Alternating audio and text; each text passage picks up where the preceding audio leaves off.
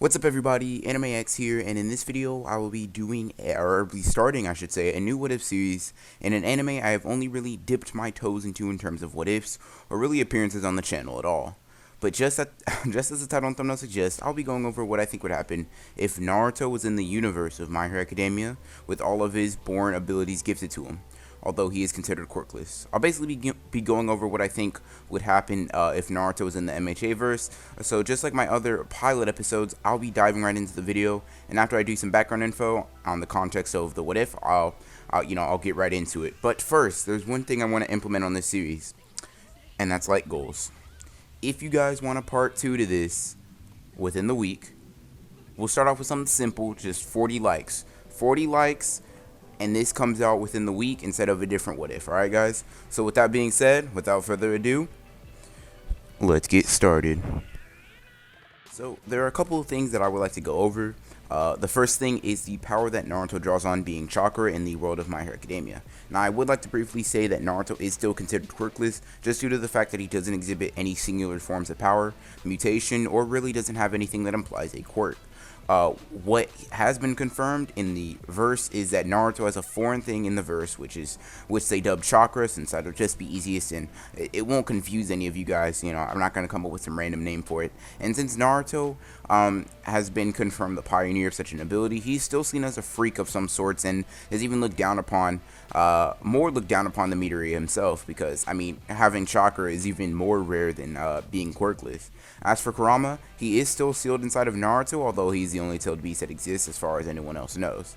And no one in the verse knows about Kurama, all they identify it as a more focused mass of Chakra in Naruto's body. Since Chakra is kind of unknown, they can't really identify it as really anything. They don't know if this is the norm or not. So Naruto's parents in this what if are going to be pretty irrelevant to the plot, at least for the first couple of episodes for the series. Besides that, almost everything will remain the same in the verse. Midoriya is still quirkless and still bullied, and the only thing is that Naruto is inserted as another person to be bullied right along Midoriya, which is where we'll start the what if. Now, like I said, we start off in Naruto and Midoriya's childhood, with both of them getting bullied and picked on for separate reasons. Midoriya is obviously picked on for the reason that he's quirkless and is different, but it's also because he seems inherently weaker than everyone else with quirks, yet he wants to be a hero, which is a high aspiration, especially for people without quirks, and it is even one for people with quirks, because not every quirk person can be a hero. Naruto is bullied because he is the only one like him, and because he chooses to befriend people that's seen as little dirt like Midoriya. So overall, they don't live or have the happiest childhood, but they are bullied, and both are really different from the others, so they kind of come together in a sort of kinship that can only come from hardship, by uniting against a common enemy, I should say. So after an especially hard beatdown from Bakugo, young Midoriya is crying from the pain of his wounds, and the mean words that cut him like knives from Bakugo. Naruto also gets beat up severely, and even worse than Midoriya, I would say. But after they leave Naruto, he brushes himself off, gets to his feet pretty shakily, and when he does, he offers a hand to a crying Midoriya and picks him up. After he checks if he is okay, he starts walking home with him talking to him. They talk about the hardships together, but they really hit off when they start talking about heroes, because that's just like most kids, they are fans of All Might and wish to be the #1 hero with every fiber of their being. Then, during their talk, Midoriya asks Naruto with a hint of doubt if he thinks that they both could become heroes with the conditions that they have. This causes Naruto to look off to the distance, a little confused about the prospect of even questioning his dream. So Naruto then looks at Midoriya because he wonders why Midoriya would even question his dreams coming into fruition. After this, he looks at him intently and tells him to meet him at the beach the next day, and when Midoriya asks why, Naruto just smirks and says that it's time for them to become the #1 hero. The Midoriya doesn't really get this, but he decides that, hey, he might as well try. And with the next day rolling around the corner, Midoriya arrives at the beach after school, and then he spots a young Naruto jumping around with someone, like someone with ADHD, I should say. Now, after Midoriya gets closer, he sees that Naruto is intensely training his stamina by doing consecutive side jumps, similar to how Saitama has done on a few occasions. If you watch One Punch Man, you should know what I mean. When Midoriya walks up to Naruto, Naruto looks to him and tells him to get ready for the most painful training of his life. And then Naruto whips out a piece of paper he spent all night working on, and as Midoriya sees it, he is somewhat confused as they look like a bunch of workouts. When Naruto explains that he plans on going through all of these workouts step by step, Midoriya takes a deep breath, takes the paper from Naruto, and tells him something he was expecting from him. Midoriya tells Naruto that what is on the paper won't be enough. Even as a 5-year-old, the dedication that Naruto and Midoriya exhibit is staggering. Midoriya tells Naruto that he'll come up with a better training regimen by tomorrow, and then show him after school. Naruto then just smiles, nods his head, as he knows the real challenge will begin tomorrow. So, the young heroes in training are ready to begin. The next day after school, Naruto and Midoriya meet up just outside of the school, and with the permission of both of their parents, they know that they'll be allowed to play, as they called it, for 3 hours after school before having to come home, so they get to it. First of all, Midoriya's list is stamina training, and their first hurdle is even running to the beach, which is exactly 2 miles from the school grounds, which is pretty interesting. As it stands, they know this will be crazily hard run for them, but they treat it as a race, and then when the whistle is blown by Midoriya, they are off to the races, with both of them sprinting right out the gates. Now, here's where some important things come into the story that may need a little explanation. First is chakra control and manipulation. You may be wondering how someone like Naruto, someone who's not really a prodigy, and someone who kind of lacks, book smarts and intelligence the way you would need to kind of learn how to manipulate chakra. It's kind of like, how would he be able to manipulate his chakra with no training, even when he struggled with training? And also, how will he be able to use hand signs? That's simple. Midoriya is going to teach him hand seals for reasons that I'll explain later. And Naruto intuitively knows how to manipulate chakra to some degree, even unconsciously, for example. In this race, Naruto is completely dusting Midoriya, and it isn't because he's a natural athlete or anything. It's just because, one, Naruto has Kurama, which kind of is a enhancer to all of his normal stats, but it's also because Naruto is subconsciously pouring chakra into his legs in order to increase his leg strength and speed by default. Also, Naruto's stamina is his best trait due to the QB that resides in him, and since he's still very durable and sturdy person by nature, he is able to actually do double what Midoriya does in order to get the same workout. So Naruto runs there and back 2 times in order to exhaust himself like Midoriya. Once they get to the beach, Naruto and Midoriya's next task is to run suicides up and down the beach in order to increase their movement speed and stamina.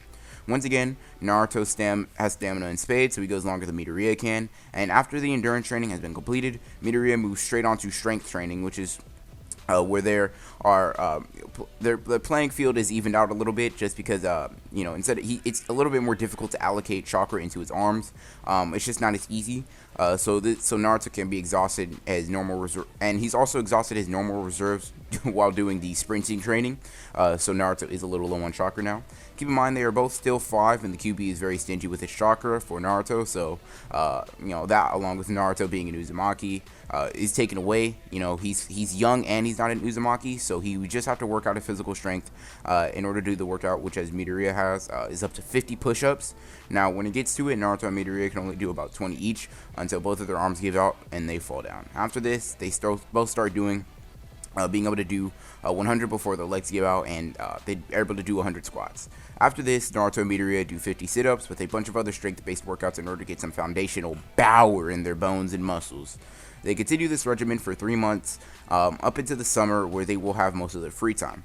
And this is where most of the work gets done as children. So, while in the mornings they do the usual strength/speed/stamina-based workouts, Midoriya knows that this won't give them what they need. He knows that they both need to find out how to fight if they're going to be successful heroes, and Naruto especially needs to learn how to use his chakra to his advantage, which Midoriya has been reading up on for the past few months. Midoriya has now a basic understanding of the mystical thought and form of chakra, kind of how it is in Japanese religion. So Midoriya just decides that the best way to, kind of act upon this is to essentially base all of his research and knowledge off of the mystical form of chakra, and whether or not it is Naruto's. That's the best shot he has, and now he's trying to apply those aspects to certain things that Naruto does. So after 3 months of intense 5-year-old study, some Google searches, and a few plot intelligent buffs, Midoriya has now devised a way for Naruto to channel his chakra more easily in the form of hand seals. And so, for the summer, they work out and learn how to fight by watching heroes fight, experience martial artists fight, and even putting these things into practice themselves. While this is going on, Naruto is mastering his chakra using abilities, and Midoriya is devising ways to take on quirk using individuals, even when they are faster and stronger than him. All of this training comes to a climax when on the last day of summer, Naruto and Midoriya face off against each other to see the fruits of their labor. And then, just like that, they charge at each other, Naruto having both the strength and speed advantage, fighting against a smarter Midoriya, and he's a little bit more resourceful. And then they go at it, Midoriya dodging the strikes of Naruto based off the same movements that he always does, and then Midoriya counterattacks with his own, although Naruto casually dodges it due to his faster reaction time. Naruto then implements his first fight-oriented ninjutsu and pulls off the clone jutsu. This confuses Midoriya and leaves him open to an attack from Naruto, which he stops before it lands and helps him to his feet. Now, Naruto and Midoriya feel hopeful towards their path as rivals for the spot of #1 hero, and then Naruto puts his hand out to fist bump, Midoriya, and then Midoriya reciprocates that when they eventually do fist bump. This seals the friendship and promise that they will fight and train with each other. And that, everybody, is where I'm going to leave this what if off. I think this what if started with a bang, and I hope this is a what if that you guys want to continue. Overall, pretty fun to write, and if you guys do want another part to this series, you know what to do. Hit that like button, especially on this one, and comment your thoughts on the what ifs, your own what if suggestions, or just comment something powerful to let me know that you want another part.